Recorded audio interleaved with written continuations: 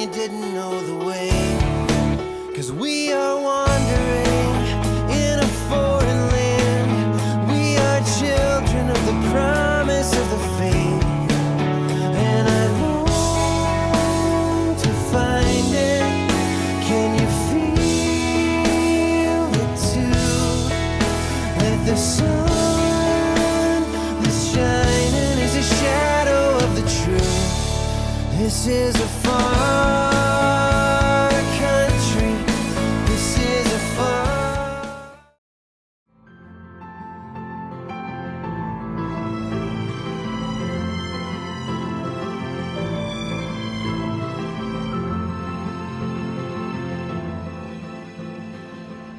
We're getting ready to start our next session of Grow Groups. This session will focus on the book of Esther. And so before we really dig into that story deeply, just a quick overview of the story and where it fits into the overall picture of the Hebrew Bible. It's now the 4th generation after the exile. In fact, many of the Jewish people have already returned to Jerusalem and are beginning to rebuild the city. But many more Jewish people are spread throughout the Persian Empire. This story focuses on that Jewish community in Persia, specifically in the city of Susa, the capital of the Persian Empire, far, far away from Jerusalem. The characters that are involved with this story include Esther herself, who is a young Jewish orphan who becomes the queen of the Persian Empire. Another character is her cousin, Mordecai.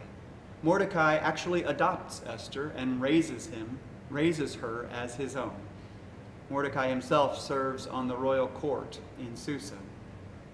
The king of the Persian Empire at this time is a man whose name is Ahasuerus, or you might have heard it pronounced Xerxes, Xerxes. Because the king's name is so difficult to pronounce, we'll just go ahead and refer to him as the king. The final character to talk about in this story is a man named Haman. Haman is an official in the Persian court, and he's related to the Amalekites. This family relationship makes him a sworn enemy of the Jewish people.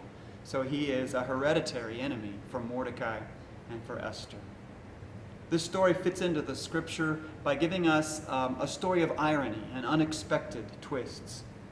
God, Jerusalem, the temple, none of these things are mentioned explicitly in this story.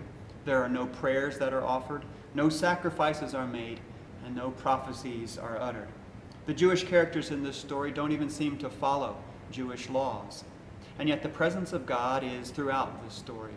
And the people who are involved with the plot of this story realize God's presence and their identity as God's people in a number of ways. Go ahead and pause the video now and read the summary of the story of Esther that's included in your curriculum.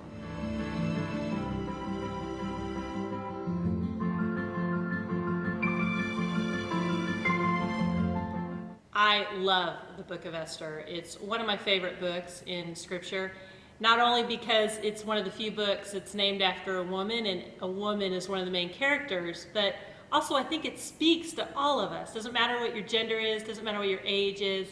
It says to us, it challenges us to keep in mind that every decision we make, every choice that lays before us is significant. And that the place that we hold in history, the fact that I exist right now in culture, that's significant, and that I can make a difference in the world that I am set in right now and the decisions before me. They can be world-changing decisions, no matter how small they feel. So I'm looking forward to this study. I'm looking forward to each Grow Group, and as we just explore what the book of Esther and each character has to say to us. Especially, of course, I'm excited about what the character of Esther is going to say to each of you and what it'll say to me anew this time around. Looking forward to it. Yeah, and I'll just echo what Melissa was saying about the significance of each moment. That clearly plays a big part in this story. For me also, it says something about what it means to be a stranger in a strange land.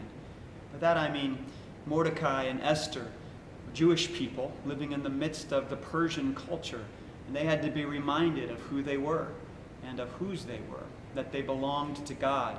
And because they belonged to God, they had an obligation to God as well.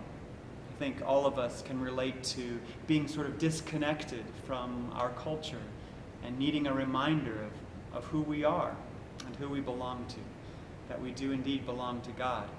And our priority for this life should be God's priority. For indeed the life we are given is God's life, and there is no other life than this.